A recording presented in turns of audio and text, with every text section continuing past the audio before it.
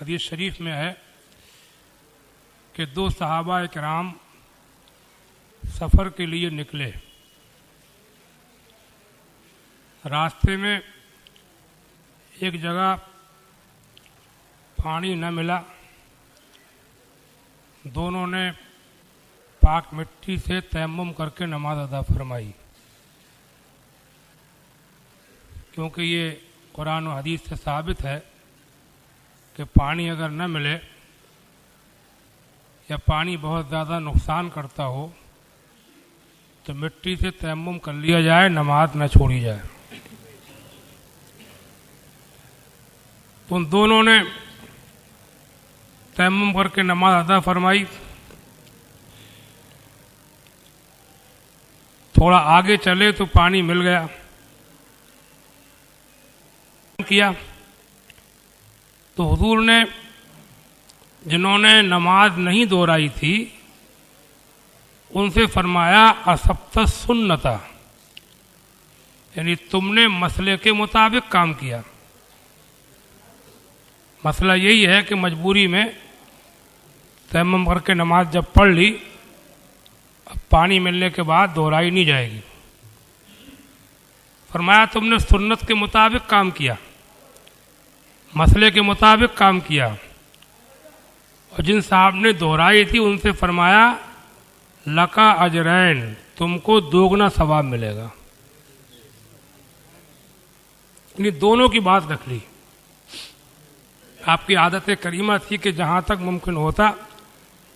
لوگوں کے اعمال کو باطل قرار دینے کے ان کو درست قرار دیتے تھے۔ ایسی ایک مرتبہ جنگ خندق سے جب حضور اور آپ کے صحابہ واپس ہوئے گھروں کی طرف، تو حضور نے حکم دیا کہ عصر کی نماز بنو قریظہ کے قبیلے میں چل کے پڑھنا ہے۔ بنو قریظہ یہودیوں کا ایک خاندان تھا مدینے میں، انہوں نے خندق کی لڑائی میں بڑا نقصان پہنچایا، دھوکہ دیا تھا۔ ان سے معاہدہ ہو چکا تھا کہ مدینے پہ کبھی چڑھائی ہوگی تو سب لوگ ایک ساتھ اس کا مقابلہ کریں گے۔ انہوں نے دھوکہ دیا، جاسوسیاں کی۔ خندق کی لڑائی میں مدینہ شریف کو گھیر لیا گیا تھا، حالات بڑے خراب تھے، بڑے پرخطر ماحول میں بھی ان لوگوں نے غداریاں کی تھی۔ تو حضور کا مطلب یہ تھا کہ ان کو سزا دینا ہے، ان کے محلے میں جا کر کے ان پہ حملہ کرنا ہے اور جلدی کرنا ہے۔ یہاں تک کہ فرمایا عصر کی نماز وہیں جا کے پڑھنا ہے۔ اب صحابہ کرام حضور سے بے پناہ محبت فرماتے تھے، جس کو جہاں سننے کو ملا وہ وہیں سے جو اپنے گھر کو آ رہے تھے، مہینے 15 دن کے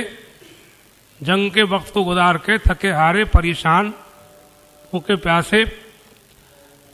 تو جہاں جس کو پتہ چلا وہ گھر کا راستے سے کٹ کے بنو قریظہ کی طرف کو چل دیا، گھر گیا ہی نہیں۔ یہاں تک کہ کچھ لوگ گھر کے قریب تک پہنچ چکے تھے، ان کو جب پتہ چلا کہ حضور نے فرمایا ہے کہ بنو قریظہ کے محلے پہ حملہ کرنا ہے، تو وہ گھر سے لوٹ آیا اور ٹولیاں بن گئیں، 10 وہ جا رہے ہیں، 15 وہ جا رہے ہیں، 20 وہ جا رہے ہیں، جہاں جسے پتہ لگا وہ چل دیا۔ راستے میں آفتاب ڈوبنے لگا، سورج طلوع ہونے لگا، تو کچھ لوگوں نے یہ کہا کہ حضور نے فرمایا تھا کہ عصر کی نماز وہیں چل کے پڑھنا ہے، تو انہوں نے کہا کہ بھلے سے سورج ڈوب جائے، لیکن حضور نے کہا ہے کہ ان کے محلے میں جا کے پڑھنا ہے، تو چاہے اندھیرے میں پڑھی جائے لیکن عصر کی نماز ہم وہیں جا کے پڑھیں گے۔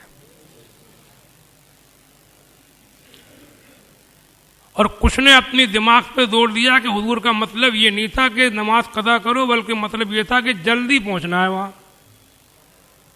کچھ باتیں ایسی ہوتی ہیں کہ محاورے کے طور پر بولی جاتی ہیں، جیسے کہتے ہیں میں نے تو اس سے 50 مرتبہ کہہ دیا، تو مطلب یہ نہیں ہوتا ہے کہ 50 مرتبہ بہت دفعہ کہہ دیا۔ تو حضور کا مطلب یہ نہیں تھا اس بات سے کہ نماز وہیں جا کے پڑھو چاہے اندھیرا ہو جائے، بلکہ مطلب حضور کا یہ تھا، مقصد یہ تھا کہ جلدی پہنچنا ہے، ان کو جلدی سزا دینا ہے۔ جنگ میں انہوں نے سخت غداری کی، دھوکہ دیا ہے، جاسوسیاں کی ہیں، تو انہوں نے نماز پڑھ لی،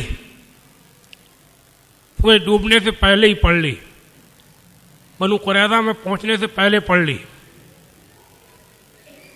اب جو ہوا وہ ہوا، جب حضور سے ملاقات ہوئی تو دونوں قسم کے لوگوں نے اپنا اپنا قصہ بیان کیا، تو لکھا ہے فلم یعنف واحدم منہم، اللہ کے رسول نے ان دونوں میں سے کسی کو بھی برا نہ کہا، دونوں کی تائید فرمائی کہ نیت تمہاری بھی اچھی ہے، نیت تمہاری بھی اچھی ہے، لہذا جب نیت اچھی ہے تو کام بھی اچھا ہے۔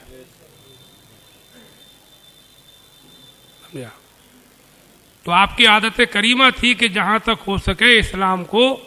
دین کی باتوں کو آسان بنا کے پیش فرماتے تھے۔ ایک بڑی خاص بات میں یہ بتاؤں، یہ 5 ٹائم کی نماز جو ہے یہ اسلام میں کتنی اہم ہے، فرض ہے،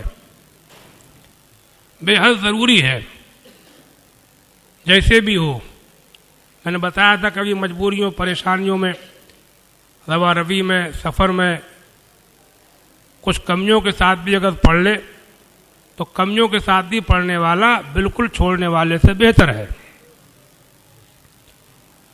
ایک بات یہ میں آپ کو بتاؤں، اس فرض 5 ٹائم کی نماز کے بعد جو کچھ ذکر و شکر کی محفلیں ہوں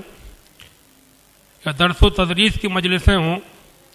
نمازیوں کو روک کر کچھ سکھانا پڑھانا، مسئلے مسائل بتانا، حدیثیں سنانا، تفسیر سنانا، تو ان چیزوں کو بھی لوگوں سے یہ کہہ دینا چاہیے کہ آپ بخوشی اگر بیٹھنا چاہیں تو بیٹھیں، نماز کے بعد زبردستی لوگوں کو نہیں روکنا چاہیے، اپنی خوشی سے بیٹھنا چاہیں بیٹھیں، ورنہ آپ نے نماز پڑھ لی آپ نے، یہی بہت ہے، جس کو کام ہو وہ جا سکتا ہے، یہ اعلان کرنا چاہیے، تاکہ آدمی یہ نہ سمجھے کہ نماز پڑھنے جاؤں گا تو مجھے آدھا گھنٹہ چاہیے، نماز 10 منٹ کی ہے، 20 منٹ اور چاہیے، تو وہ سوچے گا کہ اتنا ٹائم میرے پاس ہے نہیں، کہیں ایسا نہ ہو کہ نماز ہی چھوڑ بیٹھے۔ سمجھے آپ؟ کام تو ہونا چاہیے، درس و تدریس تفسیر، لیکن نماز کے ساتھ جو کام ہو اس کو یہ ظاہر کر دینا چاہیے کہ یہ نماز میں داخل نہیں ہے، یہ ضروری نہیں ہے، آپ کے پاس کوئی کام ہے تو نماز پڑھ کے آپ چلے جائیں،